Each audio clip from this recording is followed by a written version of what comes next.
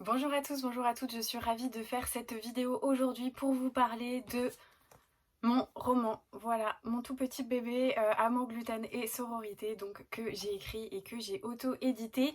Souvent, il amène tout un lot de questions, que ce soit sur Instagram, dans les commentaires, en message privé. Et je me suis dit, autant répondre à toutes vos questions dans une seule et même vidéo sur laquelle je pourrais voilà, vous ramener s'il y a des nouvelles personnes qui me posent des questions. Je vais essayer de vous en parler de manière assez limpide, pourquoi, comment j'en suis arrivée là, etc. Et ensuite, j'ai imprimé du coup les petites questions que vous m'avez posées sur Instagram pour essayer de répondre à voilà, ce qui ne me viendrait pas du coup de manière assez naturelle. Donc on va commencer tout de suite. Avant de vous parler d'amour, gluten et sororité, je vais vous parler un petit peu de quoi ça parle. C'est l'histoire de Yael qui est une blogueuse culinaire qui vit en fait de son blog, de la création de contenu, et elle décide de se lancer dans la grande aventure de l'édition. Il se passe pas grand chose dans sa vie et elle en est très très satisfaite. Elle se lève le matin, elle cuisine et le soir de temps en temps elle voit Robin, donc un jeune homme qu'elle a rencontré dans un bar et avec qui elle passe surtout des soirées et surtout des nuits d'ailleurs. Le tout ponctué par des goûters, des soirées un peu déjantées avec sa cousine Ellie qui est un personnage haut en couleur, vraiment. Ellie, c'est la nana que tout le monde aimerait avoir dans sa vie. Et ça parle un petit peu de toute leur pérégrination amoureuse, leurs discussions, de la jeunesse. Ça cristallise un moment de la vie où on doit faire des choix, où on ne sait pas pourquoi ça fonctionne, où on se remet en question. Voilà, c'est une comédie contemporaine romantique, je dirais, qui parle en tout cas de tout ce que moi je n'ai pas retrouvé dans la comédie romantique, c'est-à-dire les relations qui fonctionnent pas pour diverses raisons, où tout n'est pas noir, tout n'est pas blanc, où on se cherche, où on se découvre, où il y a une forme aussi d'apprentissage dans la relation humaine et d'introspection. C'est assez coloré, c'est assez culture pop, on parle de chansons Disney, de Ben Jerry's, de gâteaux, de mojitos, de tout ce que vous voulez. Ça chante, ça danse, ça rit, ça pleure. Voilà, je pense que c'est une bonne définition. Avant ça, je me suis dit que j'allais vous faire un petit update du coup technique du roman, puisque je reçois énormément de questions me demandant où trouver mon roman, comment faire pour se le procurer, où trouver les précommandes dédicacées, etc., etc. Donc petit rappel, les précommandes dédicacées, il n'y en aura plus. C'était des précommandes en avant-première que j'ai fait. Le site a été sold out en une soirée. J'étais trop contente, franchement j'ai pleuré en voyant le nombre de commandes qui avaient été passées. Donc du coup, il n'y a plus de possibilité d'avoir des commandes dédicacées. Pour le reste, vous trouvez mon roman comme n'importe quel autre roman, et ça j'y reviendrai ensuite, notamment avec Librinova pour vous expliquer comment ça fonctionne. Mais vous pouvez aller dans votre librairie de quartier et demander à commander mon roman. Vous pouvez aller sur la Fnac, sur tous les sites en ligne, les libraires, etc. Mon livre est référencé, donc vous pouvez l'acheter partout, comme le e-book, il est dispo sur Kindle, sur Kobo, enfin vraiment partout. Donc il suffit de regarder dans les barres de recherche du coup des librairies, des Fnac, des Cultura, des tout ça, et vous pouvez même aller en présentiel, demander à le commander à votre libraire, et c'est fortement conseillé parce que si votre libraire indépendant voit que vous venez commander mon roman, eh bien il peut se poser la question, avoir envie d'en commander dans sa librairie, etc., etc. Donc vous pouvez être acteur et actrice de mon roman, vous aussi, et franchement, je vous en serai éternellement reconnaissante. Je me suis dit que dans cette vidéo, j'allais vous raconter un petit peu l'histoire que je raconte à tous mes proches quand ils me demandent comment j'en suis venue à écrire ce roman, pourquoi, comment, en combien de temps je l'ai écrit, etc. et comment je suis arrivée à l'auto-édition. La première chose que je dirais, et ça fait partie des questions qu'on m'avait posées, c'est est-ce que c'est la première fois que tu écris, etc., etc. Pour la petite histoire, moi j'écris depuis que je suis en CM2. Voilà, j'écris depuis que je suis en CM2. J'écrivais des poèmes, j'écrivais des nouvelles. J'ai toujours en fait eu ce besoin de projeter des choses sur le papier. Tous ces écrits, ils ont toujours été personnels, vraiment totalement personnels. J'ai jamais cherché à les publier, j'ai jamais cherché à les montrer, à les faire lire. J'ai toujours gardé ça pour moi. Alors à l'époque, j'avais dû, je pense, mettre en ligne 2-3 poèmes sur mon super Skyblog de l'époque, qui devait avoir avoir un fond noir hein, et être hyper dramatique, j'en suis persuadée. Mais du coup voilà, j'ai tout. En fait l'écriture a toujours fait partie de moi et ça je pense que c'est... Alors je vais pas dire que c'est comme ça pour tout le monde, mais en tout cas je pense qu'il est très rare qu'un auteur à 25 ans dise c'est mon premier roman, j'avais jamais écrit de toute ma vie. Donc moi l'écriture a toujours fait partie de moi, j'ai toujours eu envie d'écrire, j'ai toujours eu envie d'aboutir à un projet d'écriture et j'en ai initié un lot assez incroyable. Je pense avoir une clé USB chez moi qui doit contenir peut-être 15 débuts de romans qui ont été avortés au bout de 40-50 pages d'écriture je pense. Et voilà, donc j'ai toujours écrit et ce qui s'est passé c'est que en début d'année dernière, je me suis... En fait, j'ai eu la chance d'avoir une discussion avec un artiste plasticien, musicien belge, qui en fait me parlait de son projet et il me disait que, en fait, il m'a dit quelque chose qui vraiment a été pour moi un automatisme... Enfin, ça a été un départ, ça a été vraiment le début qui a cristallisé en fait tout ça, je pense. Et si je devais commencer l'histoire de mon roman à un endroit, ça serait celui-ci. En fait, il disait que il faut de la créativité, il faut de l'envie, il faut des idées pour initier un projet, mais il faut une énergie tout autre et des compétences totalement différentes pour aboutir, pour mettre un point final sur quelque chose.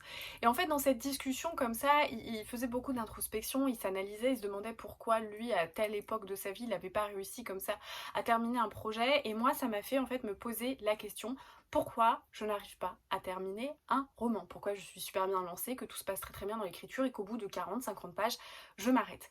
Et donc j'ai essayé de prendre le temps de réfléchir et de méditer à ça. Qu'est-ce qui fait que je suis bloquée dans l'écriture à un petit moment? Et je me suis rendu compte que moi j'aime les belles lettres, j'aime les livres qui sont très introspectifs, très cathartiques, qui parlent de choses assez, alors je vais pas dire dramatiques forcément, mais en tout cas j'aime la gravité du sentiment, j'aime la gravité de l'histoire personnelle, j'aime ce qu'on peut raconter. Et en fait je me suis rendu compte que tout ce qui me touchait trop, en fait, j'arrivais à un moment dans l'écriture, et c'était souvent la même chose, j'arrivais à un moment où pour moi l'analyse s'arrêtait parce que ça devenait trop difficile de faire face à certaines choses personnelles. En fait, je me rendais compte que parfois, le début ça allait parce que j'effleure vraiment l'introspection, j'effleure les choses personnelles, mais au bout d'un moment, voilà, j'étais bloquée parce que c'était un travail différent là que je devais faire sur moi et que je rentrais dans du trop personnel et j'y arrivais pas. Et donc, partant de ce constat-là, je me suis dit, ok, j'écris quelque chose de totalement différent. Alors, là, vous allez me dire, pour celles qui l'ont lu, oui, mais est-ce que Yael, elle te ressemble pas un petit peu, etc. Forcément, j'y reviendrai aussi, mais on est toujours inspiré par ce qui nous entoure, par ce qui nous construit, par ce qu'on est au fond de nous. Donc oui, forcément, il y a des similitudes. Mais en tout cas, je voulais quelque chose de différent en termes de style, en termes de tout ça, et je me suis dit, je vais écrire la comédie que j'ai envie d'écrire. Alors, il y a aussi il y a eu dans les questions, voilà, en me disant est-ce que c'était une histoire que tu avais souvent dans ta tête, etc. J'ai envie de vous dire, il y a une quinzaine d'histoires actuellement dans ma tête qui ont envie de sortir sur le papier. Alors là, ça sort petit à petit, mais en tout cas, oui, cette histoire, certains mécanismes de l'histoire, je les avais imaginés depuis un petit moment. Donc, je suis partie là-dessus, je me suis dit, je vais écrire cette comédie, cette comédie parce que, déjà, moi, je ne lis pas de comédie parce que je n'aime pas les clichés un peu gnangnan, vous le savez, et j'avais envie d'écrire une comédie qui montre les failles relationnelles, les failles de l'humain, la complexité, le fait que parfois on a des réactions qui puissent être contradictoires, enfin toutes ces choses-là. Bon, j'en reparlais au moment de la construction du roman, mais en tout cas j'avais envie d'écrire une comédie comme ça, une comédie qui pourrait me ressembler, que j'aurais envie de regarder à la télé, etc. Et donc je suis partie là-dessus. Et je me suis dit comment je vais faire en fait, est-ce que j'écris quand j'ai envie d'écrire et tout ça. Et il faut savoir, alors moi, c'est totalement personnel. Je pense qu'il y a des auteurs qui sont totalement différents, qui font ça différemment, et je trouve que ça répond quand même aux termes d'organisation un peu généraux que vous pouvez avoir dans votre vie. Moi, je sais que je suis quelqu'un qui est très soumise aux to-do list, aux injonctions que je me pose moi-même sur le papier, et donc je me suis dit ok, j'ai pris la base en fait du NaNoWriMo. Pour celles et ceux qui ne connaissent pas le NaNoWriMo, en fait c'est National Novel Writing Month et c'est donc en novembre et en fait c'est un challenge d'écriture qui est organisé par toute une communauté notamment anglo-saxonne où en fait vous avez tous les jours un quota de mots à écrire. Et donc j'ai fait mes petits calculs, je me suis dit voilà, je vais tabler sur 100 000 mots à peu près, donc 100 000 mots je crois que j'avais dû me dire ça doit faire à peu près entre 300 et 400 pages à peu près, 100 000 mots, je l'ai divisé en fait par ce qui était possible et je me suis dit ok, tous les jours tu écris 1500 mots. Et donc je suis partie là-dessus, tous les jours, voilà, j'ai installé comme ça dans ma routine, tous les jours d'écrire 1500 mots, et finalement ce quota de 1500 mots, je l'ai très vite dépassé parce que je suis une personne assez obsessionnelle dans tout en fait. Quand je me lance dans une tâche, je me lance à fond dans celle-ci. Et ça peut être plein de choses, par exemple, si je vais prendre l'exemple, un jour j'ai voulu retaper un meuble, mais j'ai passé jour et nuit en fait pour retaper mon meuble. En fait, à partir du moment où j'initie quelque chose, j'ai cette envie en fait, cette urgence à le terminer. Quand je dis urgence, c'est pas à le bâcler, mais c'est juste que tant que je n'ai pas terminé ma tâche, je peux pas faire autre chose en fait. Je suis vraiment impactée par ça, je reste dedans. Et donc finalement le quota de 1500 mots est passé vraiment très très vite et il y a des jours en fait où je pouvais écrire mes 3000, 4000 mots, où vraiment j'écrivais tout le temps. Et donc j'ai écrit mon livre en 22 jours, voilà. Ça peut paraître rapide, mais voilà, j'ai écrit mon livre en 22 jours parce que j'étais vraiment dedans en fait, parce que les moments où j'écrivais pas, l'histoire elle était en train de s'imbriquer dans ma tête, parce que des fois j'étais sous la douche. Alors il faut savoir que si Anaïs, ma meilleure amie, passe par là, elle va rigoler, parce qu'on en a déjà parlé. En fait pour moi la douche c'est un incubateur à idées, c'est là où des fois j'ai comme ça des fulgurances d'inspiration, ça m'arrive. Et du coup voilà, en fait j'y pensais tout le temps, jour et nuit, j'y pensais avant de m'endormir, j'y pensais. Et en fait mon histoire elle était avec moi comme ça, donc je pense que c'était assez compliqué pour mon entourage et j'y reviendrai après, mais en tout cas voilà, pendant 22 jours et je suis restée vraiment dans cette bulle où je ne pensais, je ne faisais et je ne pensais qu'à ça. Et moi je me rends compte que je suis un petit peu comme ça en fait dans l'écriture et dans les projets, donc ça ne m'étonne pas que ça soit passé comme ça. Donc voilà, je l'ai écrit en 22 jours et ensuite qu'est-ce qu'on fait quand on a écrit son roman? Voilà. Donc après ça, j'ai commencé à... Alors, moi, c'est très compliqué parce que j'ai du mal à parler de ce que je fais, j'ai du mal à parler de ces choses-là, parler de l'écriture à mes proches, à mon compagnon, à mes amis, ça a été extrêmement difficile. Alors, certains diront que c'est être cachotier. Moi je suis pas d'accord, je pense que voilà, on a le droit à son... En fait on a le droit d'être maître de ce qu'on veut partager ou ne pas partager, on a le droit d'avoir besoin de mettre de la distance entre ce qu'on crée, ce qu'on fait, etc. Et donc moi j'ai mis du temps à en parler, mais j'ai eu la chance d'être bien entourée par des personnes extrêmement bienveillantes, et notamment ma meilleure amie Anaïs qui l'a lu en fait, qui lisait comme une alpha lectrice en fait les premiers jets que j'écrivais. Et du coup, voilà, j'ai eu cette chance en fait d'avoir des personnes qui m'ont donné du courage. Et ensuite, je l'ai laissé un petit peu comme ça pendant un mois, 2 mois. Je suis revenue dessus, je l'ai un petit peu corrigé. Et ensuite, je me suis dit, bah, qu'est-ce que je fais? Voilà. Qu'est-ce que je fais de ce manuscrit? Est-ce que je le propose? Est-ce que voilà? Et en même temps, j'avais quand même conscience de la réalité de tout ça, des maisons d'édition, tout ça, sachant qu'en plus on était en cas Covid, en période de confinement, vous savez, total. Donc je savais que j'étais pas la seule à avoir pris le temps pour écrire, que j'étais pas la seule, tout ça. Donc je me suis dit, est-ce que je l'envoie quand même? Est-ce que voilà, je fais ça? Et du coup, je l'ai quand même fait. Voilà. Je l'ai quand même envoyé parce que je me suis dit, allez, si tu le fais pas là, en fait, ce truc-là, il bougera jamais. Donc peut-être que j'aurai que des refus et j'aurais pas du tout envie de poursuivre cette aventure. Peut-être que j'aurai de la chance, peut-être que j'en aurai pas. Donc bref. Donc je l'ai envoyé et ensuite j'ai attendu. J'ai attendu, c'était extrêmement long. Alors déjà les maisons d'édition c'est extrêmement long, mais alors là, autant vous dire qu'ils ne peuvent même plus circuler dans les locaux tellement ils ont dû recevoir de manuscrits. Vraiment, il faut quand même le prendre conscience, hein. Le Covid ça a bouleversé énormément de choses en termes d'organisation, en termes de beaucoup de trucs, donc en fait je savais que mon manuscrit était noyé dans la masse. Mais j'ai reçu quelques propositions pour un contrat, enfin des contrats d'édition. Alors, vous allez me dire pourquoi j'en suis arrivée à l'auto-édition. Tout simplement parce que c'était des petites maisons d'édition. Et quand j'entends petites maisons d'édition, j'entends maison d'édition pas extrêmement active sur les réseaux sociaux, pas présente d'autorité dans les librairies, pas présente sur les étals. Et en fait, en voyant les conditions, ça je reviendrai plus tard en fait hein, sur la partie un peu technique des romans, les prix et tout ça, vous êtes assez curieux de ça, donc je vais être totalement transparente avec vous, j'en reparlerai ensuite. Mais quand on voyait les conditions, en fait je me disais, actuellement, voilà, qui va aller acheter mon roman? Bah, c'est des gens qui me connaissent sur les réseaux sociaux parce que je ne suis personne, j'ai pas de nom, j'ai pas publié de roman, je suis pas dans une grande maison d'édition, donc ça veut dire que si j'ai pas un travail de la maison d'édition qui est connu avec des grands noms comme je sais pas Mazarine, Fayard, enfin Charleston, tout ce que vous voulez, si je viens pas de là, personne va aller prendre mon livre sans me connaître. Donc ça veut dire que c'est des gens qui viennent de ma communauté. Et ma communauté, c'est moi qui la construis, c'est moi qui travaille, c'est moi qui tous les week-ends, en fait, j'ai pas de week-end parce que mon travail que je fais sur les réseaux sociaux, il est sur tous les jours où je ne travaille pas en tant que profession, voilà, pour vivre et tout ça. Donc en fait, je trouvais ça pas franchement logique et pas franchement juste de toucher parfois 1 € maximum 2 € par livre avec des conditions telles que des avaloirs restituables si je vendais pas tout le stock, etc.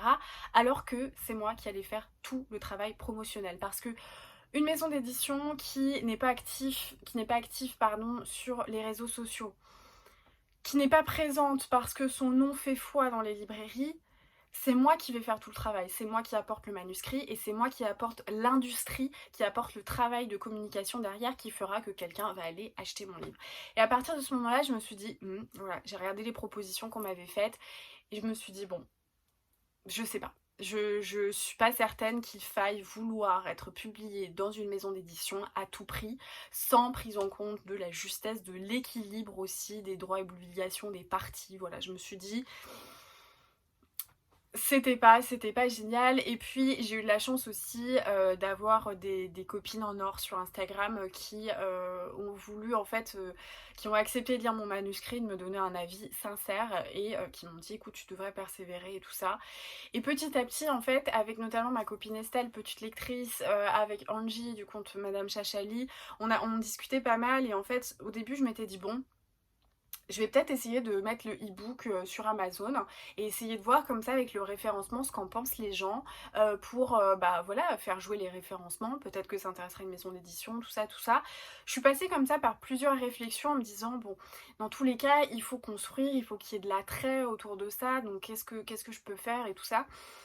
Et ensuite, eh bien, j'ai eu la chance d'avoir une discussion avec Julien Rampin, voilà, la bibliothèque de Juju qui est devenue un ami, hein, clairement, c'est une des personnes que... Enfin, je pense que c'est voilà, une de mes découvertes humaines les plus incroyables de ces dernières années. Et avec Julien, on a beaucoup discuté puisqu'il est passé par Librinova. Et donc il m'a parlé de Librinova puisque je m'étais questionnée sur l'auto-édition, je m'étais dit pourquoi pas, il y a des gens qui font des choses assez chouettes, je pense que si on se donne du mal, on peut quand même faire de l'auto-édition assez qualitative. Et j'ai discuté avec Julien qui m'a dit tu sais, donc Librinova en fait tu payes un pack. Donc là je vais parler clairement technique sur la partie auto-édition Librinova, tout ça. Librinova, en fait, il vous propose des packs. Donc, vous avez le pack librairie. Et avec ce pack librairie, en fait, qui est... Donc, moi, j'ai payé 395 €. Voilà. Full transparence, vous pouvez aller vérifier, c'est vraiment tout ça. 395 €. Et en fait, dans ces 395 €, vous avez la maquette papier. Donc, voilà, on gère un peu votre roman, tout ça, pour qu'il soit bien pour la maquette e-book et la maquette PDF. Et ensuite, vous êtes distribué partout, comme si Librinova agissait en tant que maison d'édition. Alors vous allez me dire, oui mais bon tu payes comme ça à la base, tout ça. Alors oui, mais en même temps c'est hyper chouette parce que comme je vous l'ai dit en début de vidéo, je peux aller dans ma librairie de quartier et demander à commander Amour, Gluten et Sororité. Si j'avais fait de la full auto-édition, c'est-à-dire moi je décide de prendre des prestataires différents pour faire la maquette, pour ensuite trouver un imprimeur et moi gérer, avoir mon stock de livres chez moi et faire les envois, c'est pas comme ça qu'en fait je vais faire découvrir mon livre. Parce que je prends un exemple, vous êtes bibliothécaire, vous êtes libraire, vous avez lu mon livre et vous êtes dit oh bah c'est plutôt chouette, franchement moi j'aime bien, tiens je vais en commander 3, je vais voir pour la librairie si ça marche. Bah ça serait une chance que je n'aurais pas si je n'étais pas passée par Librinova, que j'avais fait de l'auto-édition pure et simple. Sachant qu'en plus de ça, Librinova, ils ont de plus en plus de partenariats. Alors vous allez voir, si vous envoyez votre roman à des maisons d'édition, souvent les plus grandes maisons d'édition, vous envoyez votre manuscrit, 3 jours plus tard, vous avez un refus. Je suis pas certaine que le comité de lecture ait eu le temps de le lire, mais bon, ça après c'est un autre débat. Et donc souvent dans les refus comme ça, vous avez un code promo qui vous dit voilà, enfin c'est pas un code promo, c'est un code pour suivre votre activité, et vous rentrez en fait le code de la maison d'édition sur Librinova, et ils disent voilà, comme ça on surveille un peu vos ventes, on essaye de regarder ce qui se passe. Alors, vous pouvez penser que c'est de l'affiliation, que c'est ce genre de choses, mais il faut quand même savoir qu'il y a beaucoup de romans en auto-édition qui sont repêchés parce que il y a de l'engouement autour du livre, et une maison d'édition peut racheter les droits d'un livre auto-édité sans souci. Donc, alors moi j'ai pas mis les codes en fait des différentes maisons d'édition qui m'ont refusé au bout de 2 jours d'envoi, mais en tout cas je suis passée par Librinova parce que j'avais envie, voilà, de pouvoir être commandée partout, de pouvoir aussi avoir l'opportunité qu'un libraire ait un coup de cœur, ou qu'il ait envie de, voilà, de me soutenir, et qu'il se dise je mets 2-3 livres en avant et on verra si ça marche pas, tant pis, et puis voilà. Et c'était aussi facile parce que pareil, moi donc vous pouvez le faire par Amazon, hein, il y a un service qui imprime vos livres à la demande, je crois, sur Amazon.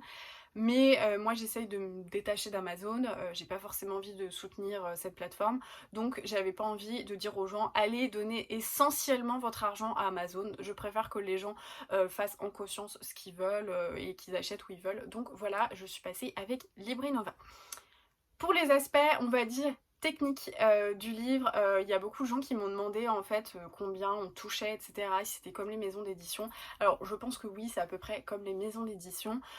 Pour vous donner du coup une info là-dessus, quand vous avez l'e-book et le livre papier, vous choisissez en fait 4 prix. Donc il y a 4 prix, et selon ces 4 prix différents, eh bien vous touchez, je crois c'est 1 euro, 1,50 €, 2 euros, 2,50 €. Voilà, donc du coup ça c'est pour votre e-book, c'est comme ça.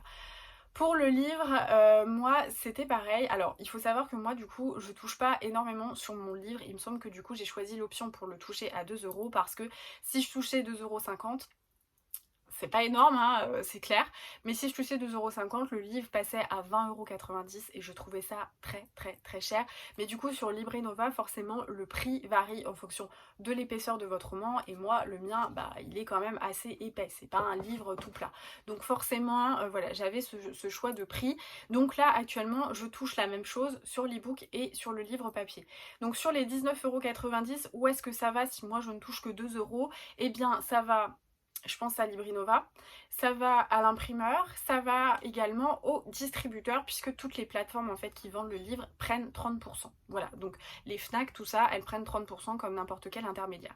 Donc au final, je touche à peu près la même chose que si j'étais passée en maison d'édition, sauf que voilà, j'ai mis cette petite mise, on va dire, de 400 €, plus moi le frais, puisque j'ai payé une correctrice professionnelle pour le faire, et en plus de ça j'ai également pris donc ma graphiste Alexia pour la couverture du coup de mon roman, parce que alors dans le pack Librinova vous avez la possibilité de travailler avec un graphiste qui vous fait une couverture. C'est pas une couverture extrêmement poussée et personnalisée, mais en tout cas vous pouvez lui donner plusieurs directives. Il me semble que Julien, quand il avait sorti son roman, il avait fait comme ça. Moi j'ai voulu tout gérer de A à Z, donc c'est pour ça que je suis passée par une graphiste. Donc voilà pour les petits aspects techniques de mon roman, et j'espère avoir globalement parlé un petit peu de tout. Je vais essayer maintenant de répondre un petit peu aux questions qui m'ont été posées, donc pour essayer de voir du coup si j'ai loupé des trucs. Penses-tu en écrire d'autres? Ah oui, alors j'ai eu beaucoup cette question. Du coup, est-ce que je pense en écrire d'autres? Eh bien, oui, et c'est déjà fait.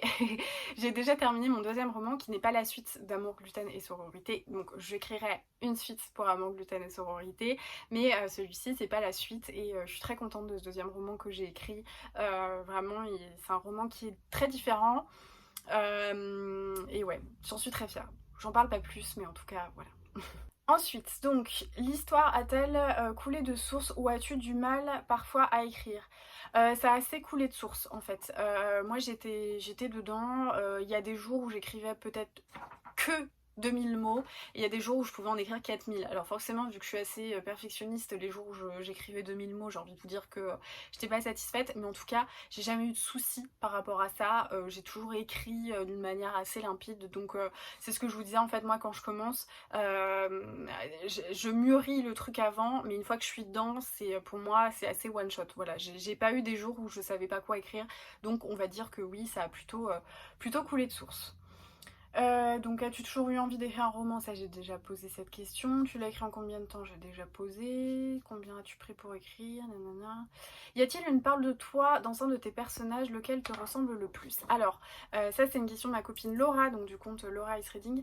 Je pense que il y a dans tout ce que j'écrirais et dans tout ce que j'ai pu écrire, il y a toujours une part de moi. Moi, je pense que c'est clairement impossible de distinguer totalement, de mettre des barrières entre la personne qui écrit et l'histoire en elle-même. Alors, il y a des nuances, il y a des gradations dans ce que je dis, c'est-à-dire que forcément, si vous écrivez un thriller, ça ne veut pas forcément dire que vous êtes un personnage genre un psychopathe et que vous avez envie de manger le foie des gens, quoi. Donc je pense qu'il y a des limites. C'est pareil, si vous écrivez une scène de viol, c'est pas pour autant que vous avez été violé ou que vous êtes un violeur ou une violeuse ou j'en sais rien. Donc voilà, il y a une limite, mais en tout cas je pense que le livre c'est toujours un peu, c'est une petite partie de vous, quoi, c'est un petit horcrux quand même, un bouquin, donc effectivement il y a un petit peu de moi un peu partout. Moi j'ai eu beaucoup de questions par rapport à Yael, il y a beaucoup de gens qui m'ont dit Yael semble te ressembler. Oui, Yael semble me ressembler sur des parties et en même temps elle est extrêmement différente de moi sur beaucoup d'autres. Je pense que Yael en fait c'est un peu le fantasme de ce que j'aurais aimé pouvoir être, voilà, faire un job hyper créatif, que ce soit dans la cuisine, dans l'influence, la création de contenu, ce genre de trucs, avoir envie d'écrire aussi, de passer par l'édition, puisque Yael du coup avec son blog culinaire travaille pour éditer son premier recueil, son ouvrage du coup de cuisine, de recettes avec les photos, et elle gère tout de A à Z. Donc ça pour le coup effectivement, le fait d'être hyper contrôle fric, de faire les recettes, de faire les photos, de faire l'imagination, tout ça, oui ça me ressemble beaucoup. Je pense que Yael elle me ressemble aussi sur à une partie de ma vie. Ce que j'ai vraiment voulu en fait cristalliser dans Amour, gluten et sororité, c'est moi c'est une partie où je me suis reconnue, et en fait j'ai jamais lu ce genre de trucs et je pense que ça aurait pu m'aider à l'époque, puisque je me souviens qu'au début quand j'ai commencé voilà à avoir des relations, à chercher enfin pas à chercher à mettre en couple, mais voilà forcément il y a toujours une partie de sa vie. Moi je me souviens c'était les débuts de la fac, j'avais connu une rupture difficile et voilà j'étais en quête, on va dire, amoureuse, et il y avait toutes ces fois, en fait, ces ratés, ces situations manquées, ces incompatibilités, toujours ces questionnements. Mais moi, j'avais envie d'écrire un roman qui parle de ça, de cette espèce d'errance amoureuse, de manquer, de trucs qu'on dit pas, de faux départs, de choses qui marchent pas. Pour moi, c'est pas toujours tout noir ou tout blanc. Il peut y avoir une période comme ça, un peu grise, où on sait pas trop en fait ce qui fonctionne pas, mais c'est clair qu'il y a quelque chose qui fonctionne pas. Et ça peut aussi être le fait que les relations ne sont pas vouées à marcher et tout ça. Oui, il y a un petit peu de moi là-dedans forcément, parce que c'est un peu aussi mes expériences personnelles. Je pense que oui, il y a aussi un petit peu de ma vie, parce qu'il y a des gens qui sont un petit peu inspirés aussi, mais je pense que je puise un petit peu de partout. Pas forcément des personnages qui se ressemblent avec des gens de mon entourage, mais je puise un petit peu de partout. Donc oui, il y a un peu de moi dans les livres, et forcément Yael elle partage des passions communes, la cuisine, les vinyles, les bouquins, enfin oui forcément, voilà, c'est dans mon ambiance, c'est un petit peu tout ça, et puis peut-être que le roman, le prochain, il aura toute une autre partie de moi, mais en tout cas je pense que c'est difficile de ne pas avoir de soi dans son roman. Ensuite, ma copine Laura du coup me demande si je compte me replonger dans cet univers pour un futur roman ou une petite nouvelle. Il y aura un tome 2 à AGS. Donc oui, la réponse est oui. Combien de temps as-tu écrit? J'ai déjà dit, tout ça, tout ça. C'est marrant l'anecdote de la BD de Joséphine Baker dans ton vlog et dans ton livre. Bah oui, il n'y a pas de coïncidence, effectivement. Yael, oui, elle me ressemble un petit peu. Quelle a été l'étape la plus difficile dans l'écriture de ton roman? Donc, le faire lire, je pense, tout simplement. Le faire lire à mes proches. Alors déjà, moi je suis pas quelqu'un, par exemple, quand ça va pas, je suis pas celle qui va dire ça ne va pas. Quand ça va bien, je vais pas dire tiens, je suis super de bonne humeur. Enfin, je caricature, mais en tout cas, je suis très pudique dans mes sentiments, dans ce que je pense, dans ce que je ressens. j'ai vraiment mon monde intérieur et j'ai du mal à faire entrer les gens dedans. Et quand je dis les gens, c'est pas simplement mon entourage, c'est même mon chéri, c'est même mes parents. Et je pense que c'est difficile aussi, mais en tout cas ça fait partie de mon caractère. Je suis extrêmement introvertie, j'ai pas peur du silence, et j'aime le silence, je l'aime peut-être même un peu trop. Et c'est vrai que des fois je peux rester très solitaire sans parler pendant des heures et des heures, et ça me va mais très très bien. Et c'est assez difficile du coup de m'ouvrir aux gens. Donc moi je me souviens avoir pas dormi pendant 2-3 jours avant d'avoir dit à mes parents j'ai écrit un roman et j'ai envie d'aller au bout de ce projet, quoi. Donc je pense que pour moi c'était vraiment ça. Et puis le faire lire, parce que quand vous envoyez votre roman, votre manuscrit même à des copines, vous savez qu'elles auront quand même une certaine bienveillance envers vous, même si elles vous donneront leur avis.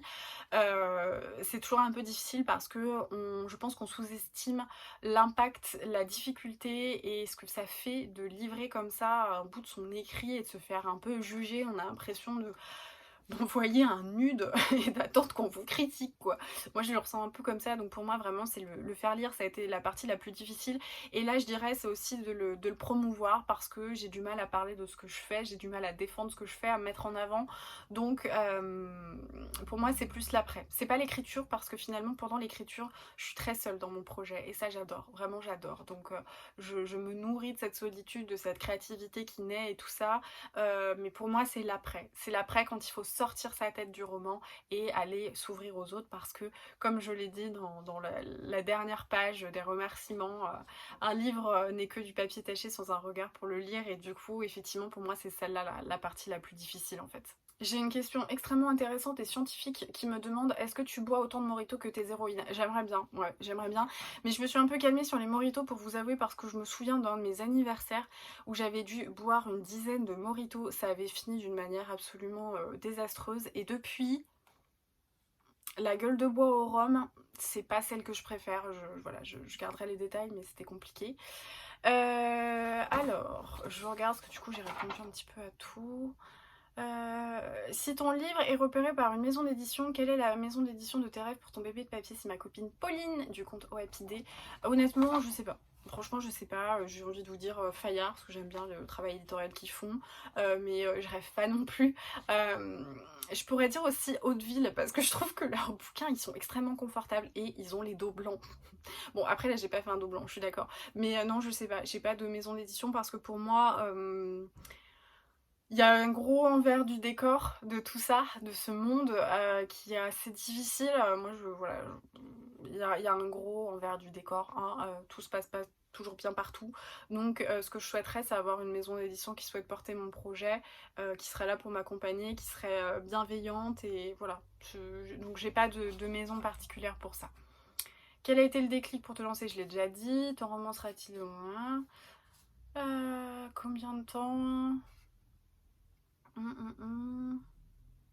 Des auteurs autrices qui t'ont inspiré? Non, clairement non. Et j'ai pas envie de m'inspirer de gens, parce que j'ai pas envie de faire du mimétisme, ou de chercher à écrire comme un tel, ou de chercher à écrire tel type de truc. Voilà, j'ai pas envie. Pour moi l'inspiration vient ou elle ne vient pas, mais en tout cas ça doit pas être voilà, on devrait pas s'inspirer des autres en fait pour faire quelque chose. Quel type de lecture est-ce? Pour moi, je dirais que c'est une comédie contemporaine, un peu romantique forcément, parce qu'il y a des relations amoureuses dont il est question. Mais voilà, pour moi, c'est... Ouais, je dirais une comédie contemporaine. Je sais pas si ça existe, ce type de truc, mais voilà. Quelle était ta routine d'écriture? Ma routine d'écriture, alors moi je suis du matin, je suis quelqu'un qui est extrêmement concentré le matin. Donc voilà, j'adore faire les trucs très tôt comme ça, où j'ai pas le temps de regarder mon téléphone, où j'ai pas le temps de parler aux gens, et bim, je me mets dedans comme ça. Donc clairement ma routine c'était: je me lève, je prends mon petit déjeuner, je fais mon pipi, voilà, le pipi du matin c'est très important.